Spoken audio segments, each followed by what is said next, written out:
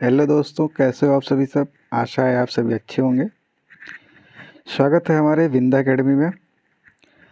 आज हम third semester DElEd के हिंदी के इकाई फर्स्ट अध्याय के बारे में पढ़ेंगे।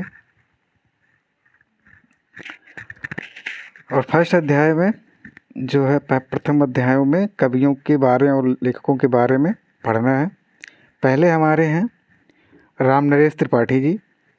राम नरेश त्रिपाठी जी के बारे में पढ़ना है कि राम नरेश त्रिपाठी जी जो है हमारे बच्चों की किताबों में क्यों महत्वपूर्ण भूमिका है इनकी, ये देखेंगे।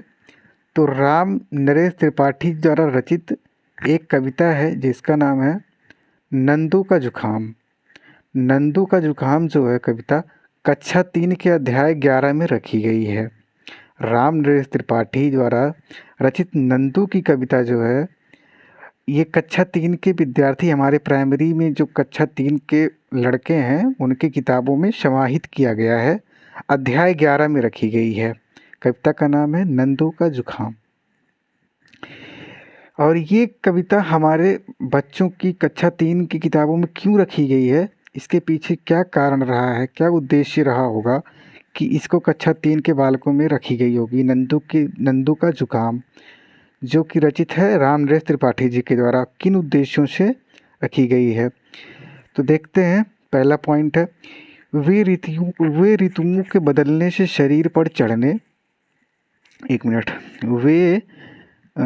वे ऋतुओं के बदलने से शरीर पर पड़ने और वाले प्रभावों को समझ सकें तथा उनमें कल्पना शक्ति का विकास हो।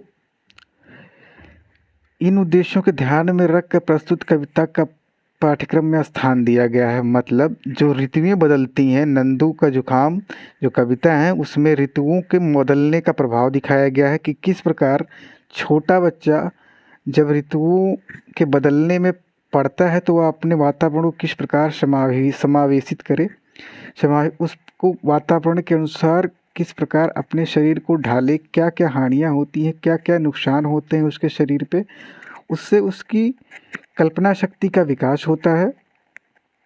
और प्रकृति जब मौसम बदलता है तो उसको किस प्रकार अपने शरीर का अनुकूलन करना चाहिए। और मनोवैज्ञानिक कारणों से देखा जाए तो भी बहुत ही लाभप्रद है इनकी कविता, जो बच्चों की कल्पनाशीलता में ये विकास करती है। बात करें एक बहुत ही इम्पॉर्टेंट की, जो हमारे यूपी टेट में पूछा जाता है और बीटीसी में पूछा जाता है कि राम नरेश त्रिपाठी किस युग के कवि हैं। तो राम नरेश त्रिपाठी हमारे द्विवेदी युग के कवि हैं और इनका जन्म 1891 में हुआ था। राम नरेश त्रिपाठी का जन्म कब हुआ था? 1891 में हुआ था, जौनपुर जिले के कोरीपुर ग्राम में। जौनपुर हमारा उत्तर प्रदेश में है, ये हमारे उत्तर प्रदेश के जौनपुर जिले के कोरीपुर ग्राम में हुए थे। इनके पिता का नाम रामदत्त त्रिपाठी था। इनके पिताजी का नाम रामदत्त त्रिपाठी था। उनका जन्म 1891 में हुआ।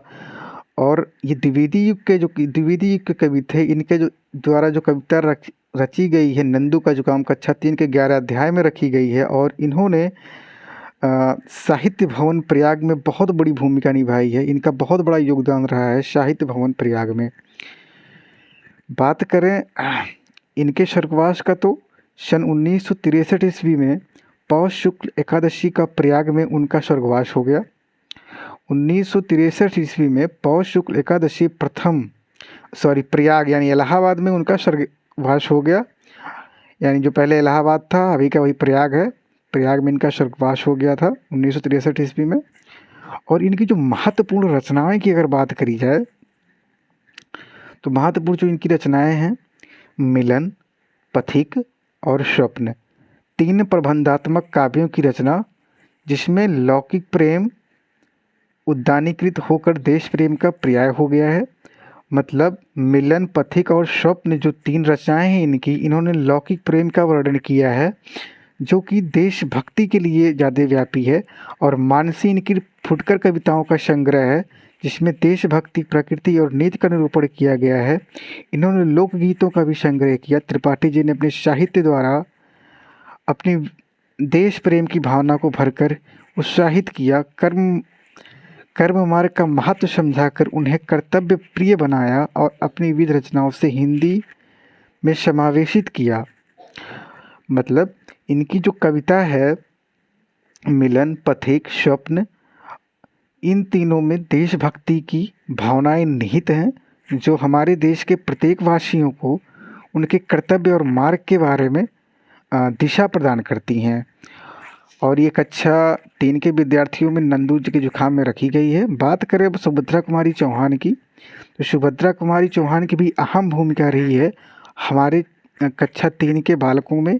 हिंदी के जो पाठ्यक्रम हैं उनमें कविताओं को जो संग्रह किया गया है उनमें इनकी भी एक कविता को स्थान दिया गया है, सुभद्रा कुमारी चौहान का, जो कविता का शीर्षक है बादल किसके काका। बादल किसके काका सुभद्रा कुमारी चौहान जो रखा गया है कक्षा 3 के अध्याय 3 में रखा गया है। और फिर वही बात करें कि ये क्यों रखा गया है इनको हमारी कक्षा 3 या प्राइमरी की कक्षा 3 के बालकों में, तो कारण ये रहा है कि इन्होंने जो है बादल किसके काका में बारिश को घड़ा दरवाज़ा माँ काका आदि से जोड़ते हुए बाल स्वभाव के अनुसार वर्णित किया है। मतलब जो उद्देश्य रहा है ये कक्षा 3 के बालकों के पाठ्यक्रम में हिंदी में रखने का, इस कविता का क्या उद्देश्य रहा है, क्यों रखा गया है इस कविता को, तो बस इसीलिए रखा गया है क्योंकि इन्होंने प्राकृतिक रूप से जो चीज़ें कविता में लिखी गई हैं प्राकृतिक रूप से उठा के मानवकृत रूप में से संबंध स्थापित कर दिया है, जिससे बच्चों को फिर देखते हैं जोड़ते हुए स्वभाव के अनुसार वर्णित किया है और उनके अनुसार वर्णित किया है, जिससे बच्चों की कल्पना शक्ति और शब्द भंडार में वृद्धि हो जाए। जब बालक प्रकृति से डायरेक्ट अपने आप को जोड़ेगा तो बच्चे में जीन पियाजे के अनुसार अगर देखा जाए तो प्रकृति से जितना जल्दी बच्चा सीखेगा उतना ही जल्दी उसके कल्पना शक्ति का विकास होगा। तो इसी मनोवैज्ञानिक तथ्यों के आधार पे इस कविता को यहाँ पे स्थान दिया गया है।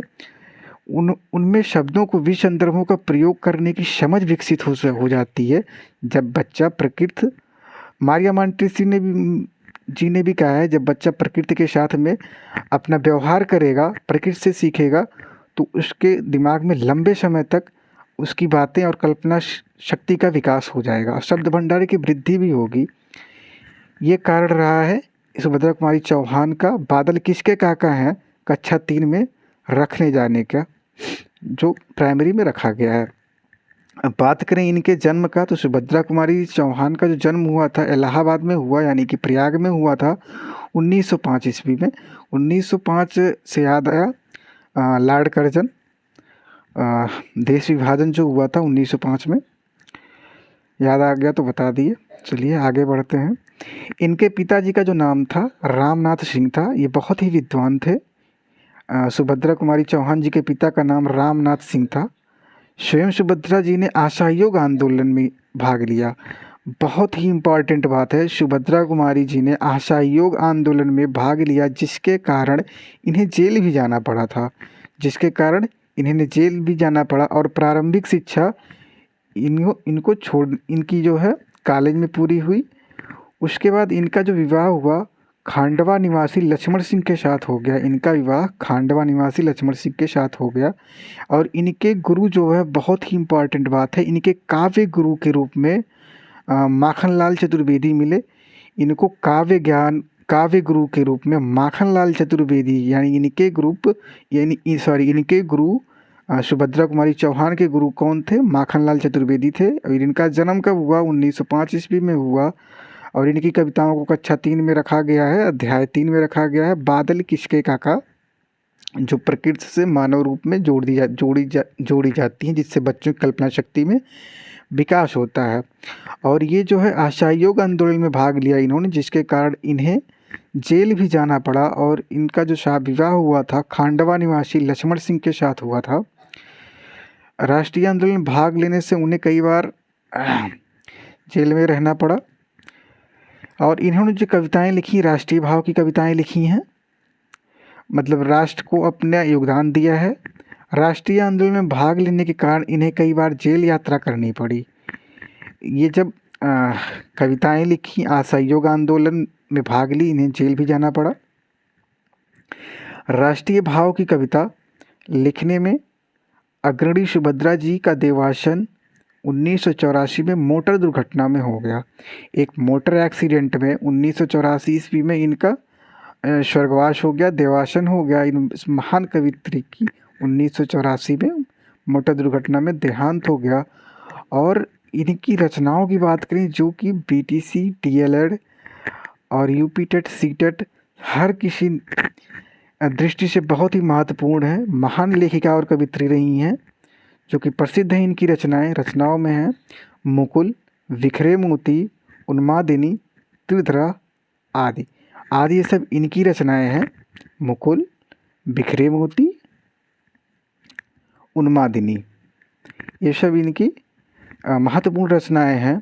और जो एक रचना है जो जिसके बारे में हम पढ़ रहे हैं, कक्षा 3 में जो रखा गया है सुभद्रा कुमारी चौहान जी का, बादल किसके काका हैं।